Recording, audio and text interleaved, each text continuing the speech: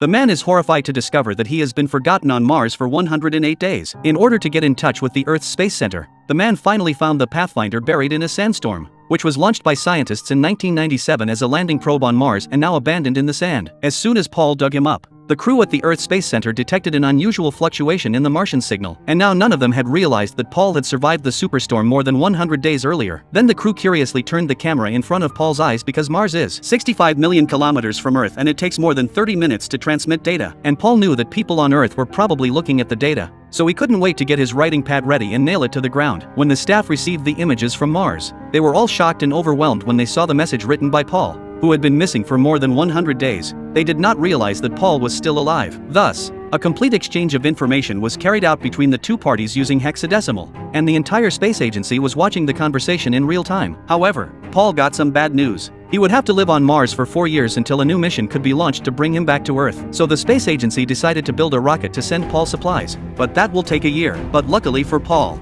he's now able to cultivate crops on Mars that will help him overcome his food shortage for a short time. But then something unfortunate happened. Due to the sudden pressure inside the capsule, there was a violent explosion, and Paul was not only seriously injured but all the crops he had planted died. The space agency was forced to speed up the construction of the Mars supplies and send them out before they could even be tested by scientists. But the rocket hadn't even been in flight for long when it exploded violently in midair. Apparently, NASA's anxiety caused the shipment to fail, and if they had taken the time to build a new rocket, Paul would have starved to death. So the manager of the team's program secretly contacted the astronauts returning to Earth from Mars to tell them that Paul was still alive. The team leader and his teammates decided to disobey orders and return to Mars to bring Paul back. But the consequences of doing so would have resulted in the loss of all astronauts in space. After careful calculations by the scientists, there was not enough fuel for the spacecraft to enter the orbit of Mars. So Paul had to use the vehicle on the ground to find the crew. But in order for the vehicle to break through to Mars, Paul had to lighten the interior of the vehicle by 5,000 kilograms and he had to remove the doors and windshields little by little in order to dock with the spacecraft above him in a convertible. It was an impossible task,